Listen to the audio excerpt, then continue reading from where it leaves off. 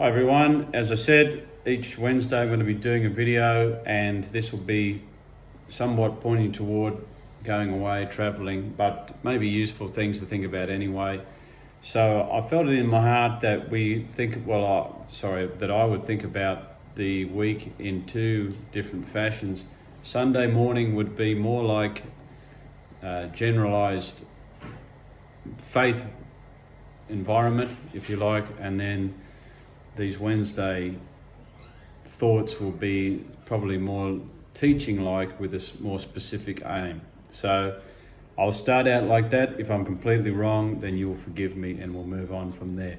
So if you want to quickly turn to Matthew chapter 10, and most of you, well, not most, but I imagine a lot of you would understand what that's about. And I'll start to read, and then I'll just comment quickly on a few of the ideas. It says this, Matthew chapter 10. Jesus called his 12 disciples to him and gave them authority to drive out impure spirits and to heal every disease and illness. These are the names of the 12 apostles. First, Simon, who is called Peter, and his brother Andrew, James, son of Zebedee, and his brother John, Philip and Bartholomew, Thomas and Matthew the tax collector, James, son of Alphaeus, and Thaddeus, Simon the Zealot, and Judas Iscariot, who betrayed him. These 12 Jesus sent out with the following instructions. Do not go among the Gentiles or enter any town of the Samaritans. Go rather to the lost sheep of Israel. As you go, proclaim this message. The kingdom of heaven has come near. Heal those who are ill, raise the dead, cleanse those who have leprosy, drive out demons. Freely you have received, freely give.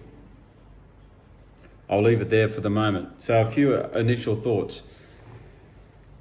One of the first things is that the boys that were called, 12 of them, we understand that they're very ordinary people. There's also a mixture of people, different backgrounds, and that could mean a number of things. The first thing that I want to extract from that is that they are not necessarily religious, although some of them were, and they were not necessarily educated, although some were. Point is, there's a vast array of abilities, of aptitudes, giftings, and backgrounds. There is, however, 12 of them, which we know is a number and it does have a meaning, but it pertains to a priestly number. Also, it's a number of completion in its own right. So there's the right amount that Jesus called, and it kind of marries up with the 12 tribes of Israel. It's definitely a mirror of that. If you add those two 12s together, that makes 24, and you could understand that, or 24 being the number of the priesthood, that this is an echo of that, if you like. 12 also, one for every tribe of the nations of Israel. So perhaps that's some kind of prophetic insight, maybe not. Interesting nonetheless. No mistake that it's mentioned, I'm sure. So they're ordinary people. They're not special in the sense that they have any kind of university degree, although that is possibly the equivalent for some.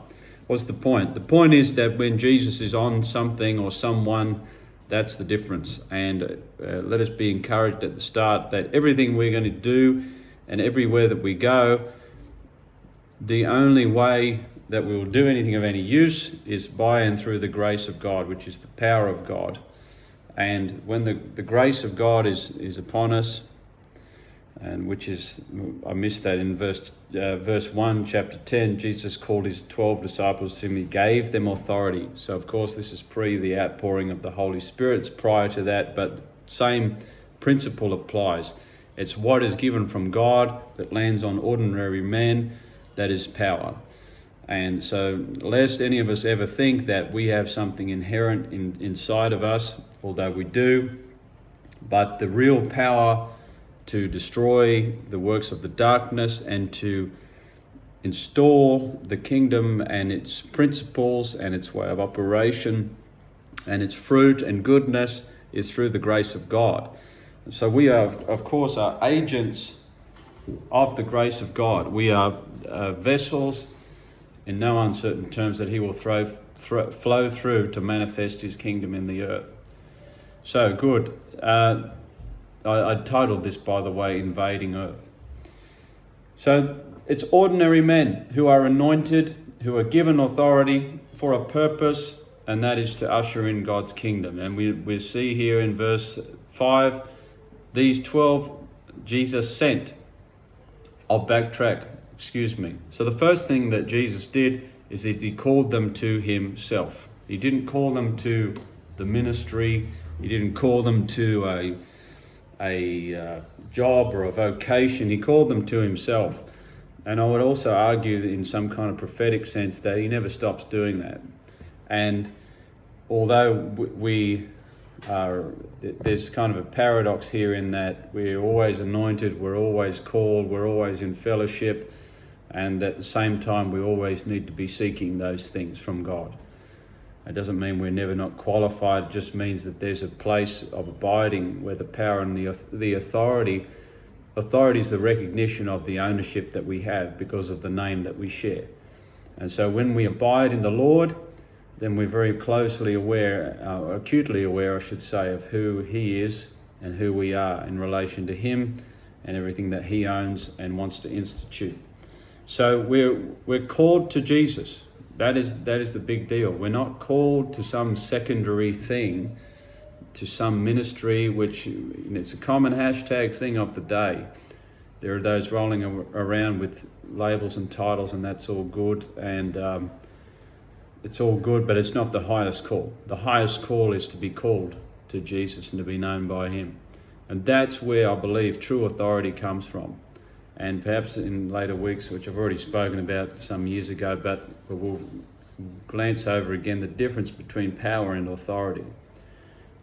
Authority is to do, as in the word author, it's to do with ownership. And where power is just force to accomplish a task. So we want to have authority. We want to be legitimate sons that walk in relationship with Jesus. So he first calls them to himself, and then he sends them out.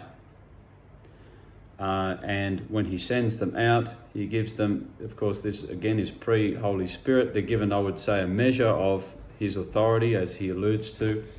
It's not the day of the outpouring yet. So he sends them out, and then he gives an interesting instruction. And this is probably worth a study for another time, which I won't really go into at the moment. But he says, don't go to the Gentiles, but he says rather to the lost sheep of Israel.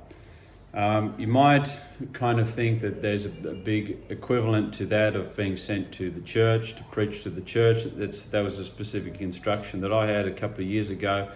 I think it's probably different to that, in the sense that he's giving them what we can take away prophetically, at least here anyway, that God does want to give specific people to a specific group. And you'll see later on in the epistles that Paul is called to the Gentiles, and Peter to the Jews.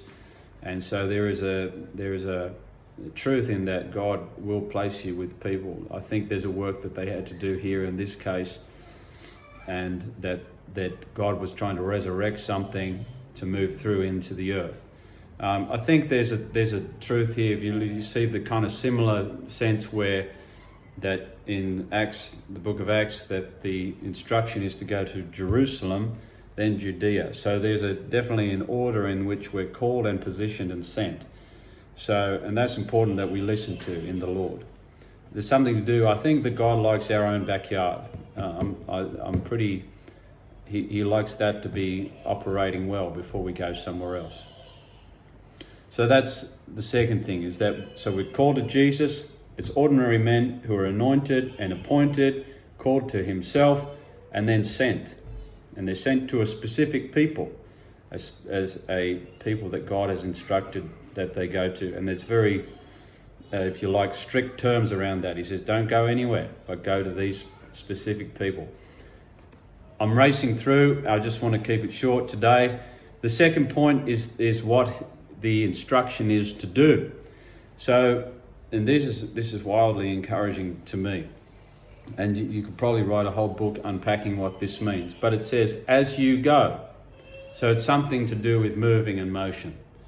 No one gets saved necessarily sitting in the lounge chair. And that's why I'll always be an advocate for going, because it's an instruction of God. There's something that happens in the faith act of going. It's one thing to jump on YouTube and to do a video and think that people watch it and get saved, and I'm sure they do, all well and good. But there's something I believe that God honors in spending the time and the money and the resource and being tired and working hard. It's in the going, that God sees the seriousness of the heart, and he says, look, that boy went, that girl went, they went in obedience to me. And it's not that we're earning what he's doing, but he likes faith is a work, isn't it? So it's important to go. And it says, as you go, proclaim this message. What is the word proclaim? It means it's not to debate about, it's not to present an idea or to be in an argument about, it's to proclaim. It means to preach in no uncertain terms, with fullness of force, with fullness of conviction, this message. The kingdom of heaven has come near, or is at hand, or is here. So this is, and of course, I'll just make the point, yes, it's before the death and resurrection of Jesus Christ, but this message actually never changes. And this is our message, is we are ministers of God's kingdom. If you want to think of it in terms of, let's use the metaphor of a government where it has ministers for finance, for sport and recreation, for whatever they've got ministers for. They represent a certain cabinet, a set of ideals. And a minister ultimately represents or advocates and represents the people's opinion in the country. That's what it's meant to. The same that we are as ministers of the gospel, we represent God's kingdom. And so when we go to a place, we go and we proclaim. That means to announce, pronounce, to preach all of what his kingdom is, and in word and in deed and in demonstrative power. So the first thing we do is to proclaim. And I do believe it's a word thing. I'm not an advocate that, whatever his name said, that we preach at all times and if necessary use words. I don't believe so. I reckon we preach at all time and always use words. And this idea of that we're going to be hypocrites, etc., just forget about it, I say, and just preach, because people get saved. The kingdom of heaven has come near, so it's here, it's on the horizon, and let's not get too theological as such, but understand the spirit of what is said. It's that God's agenda and his will and his perfect plan, his perfect way of operation, his health, his healing, his wholeness, his prosperity, his all-sufficiency, his full banquet table is on offer to you who would hear this message and receive. And that's what we're preaching. And then there's a demonstration. Heal those who are ill. That's the first instruction. And what does it mean? Well, it literally means to heal them. It doesn't mean to pray for them to be well. That means that they would be healed because we show up. And that is a consequence of the reality of what exists in heaven. So when we come as a minister, an advocate, a representative of the place in which we abide, which is the kingdom of heaven, we come and we bring the message and its fruit. And we say, I am healthy and whole and in the kingdom, and so you will experience where I belong when I come to you.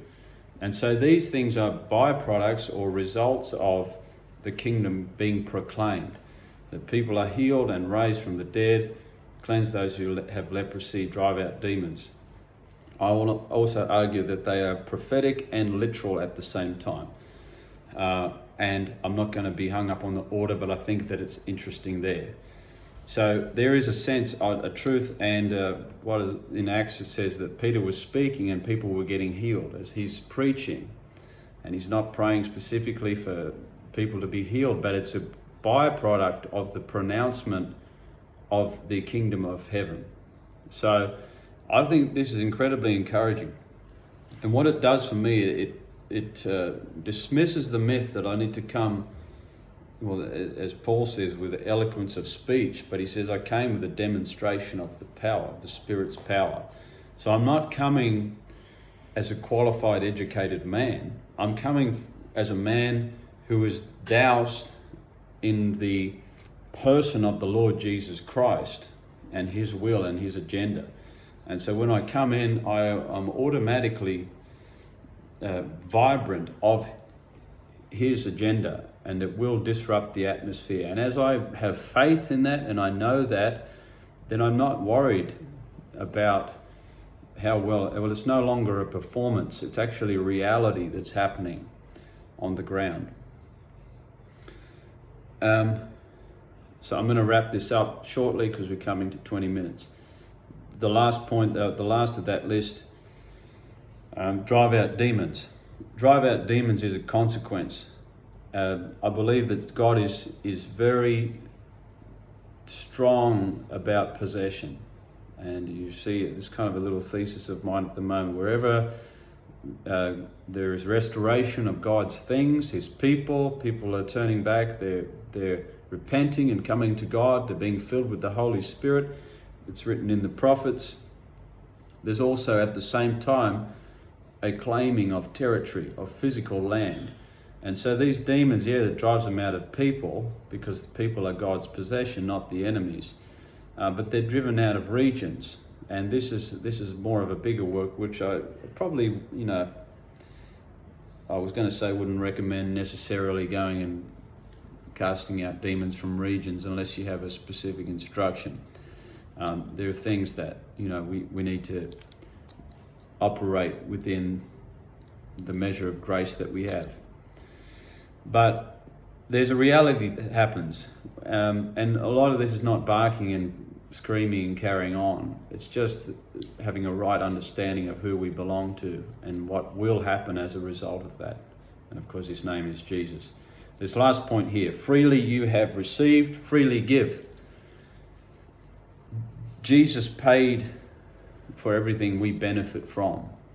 And I think of this phrase as in the river, as mentioned in John chapter 7, the river of living water, that we are a conduit for the grace of God. And as we are receiving freely from him, it's flowing through us to be freely given. There's a truth in that if we're not receiving from God ourselves, we don't have to give. And Daniel Kalenda, Rhino Bonke put it like this: you can't give what you don't have. And I also would go a step further and say, you can't give what you had that you no longer have.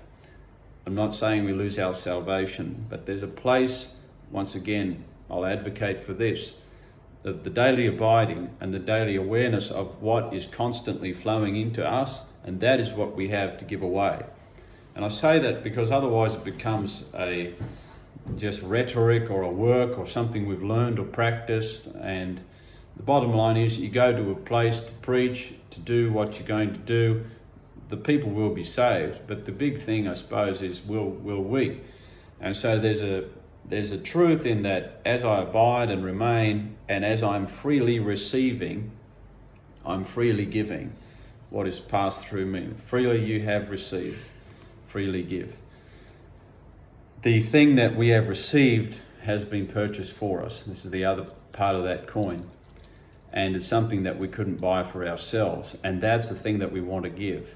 I think this has big ramifications in the type of presentation that we give, let's say. So what we've got to be very clear, it's fine to use all kind of tactics, if you like, lights, cameras, action, smoke machines, all good, go for it. But the thing that we need to give is the thing that can only be purchased by Jesus, and that's himself. And so I think it's very clear that what we're giving is him and his kingdom, and all the things that we think we need to add to it to make it more enticing, well, probably not that necessary. Just trust the gospel. It is the power unto salvation.